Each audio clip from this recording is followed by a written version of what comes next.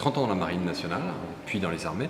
Je suis entré donc, j'ai navigué sur des bateaux et puis après, une belle carrière, c'est faire d'abord dans son arme, puis après de l'interarmée et de l'international.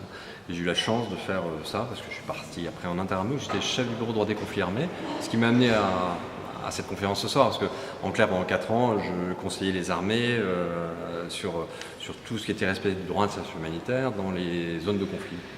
Et donc ça c'est un des aspects de ma carrière en interarmée. Puis en international où j'ai été le conseiller militaire de l'ambassadeur qui est à la conférence du désarmement, c'est-à-dire qui négocie toutes les conférences multilatérales de désarmement pour essayer de baisser un petit peu le niveau de conflictualité qu'il y a dans ce beau monde. Alors moi j'ai quitté vers 50 ans l'armée pour aller faire une carrière dans le civil, où j'ai été dans une entreprise qui gérait des bateaux pour le pétrole offshore.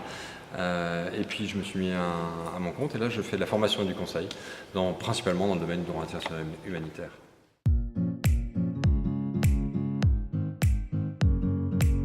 Alors les techniques, ça va être justement de bien utiliser l'information qu'on a du terrain, savoir justement où se trouve l'ennemi pour le distinguer de la population civile. Ça demande des moyens d'observation et les drones apportent énormément dans cette nouvelle perspective-là.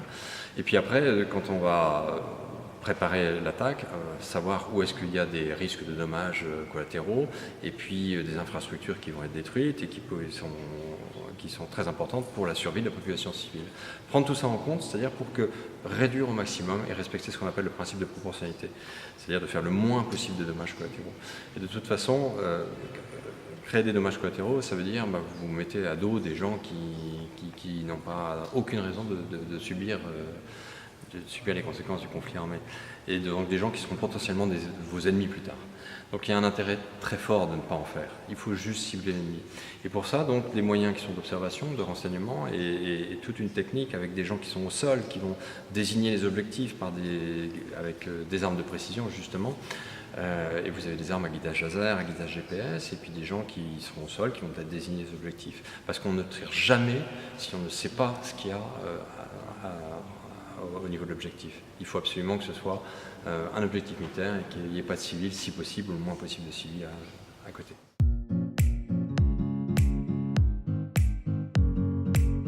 Oui, alors 80% des conflits sont maintenant des groupes, comme on dit, des conflits armés non internationaux, c'est-à-dire qui opposent des rebelles, des terroristes, suivant comment on les appelle le politique, à des armées dites régulières. Ce sont des gens qui ont moins de formation et puis évidemment, elles connaissent peut-être moins le droit international humanitaire, qui est finalement assez simple à connaître parce que ce sont quelques réflexes de base.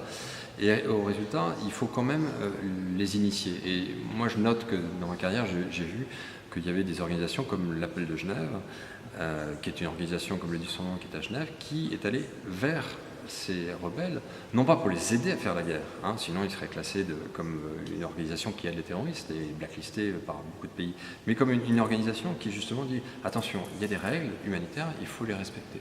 Et il ne faut pas s'intéresser simplement aux États, aux armées régulières, mais justement à ce qui fait l'essentiel des conflits de nos jours, les groupes armés, pour les aider. Alors, les aider justement à respecter le droit international humanitaire, il y en a qui ne le veulent pas du tout.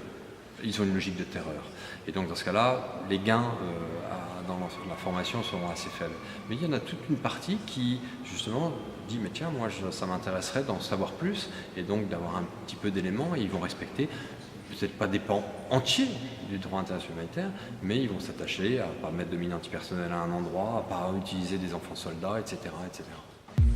Alors, je vous souhaite un bon appétit.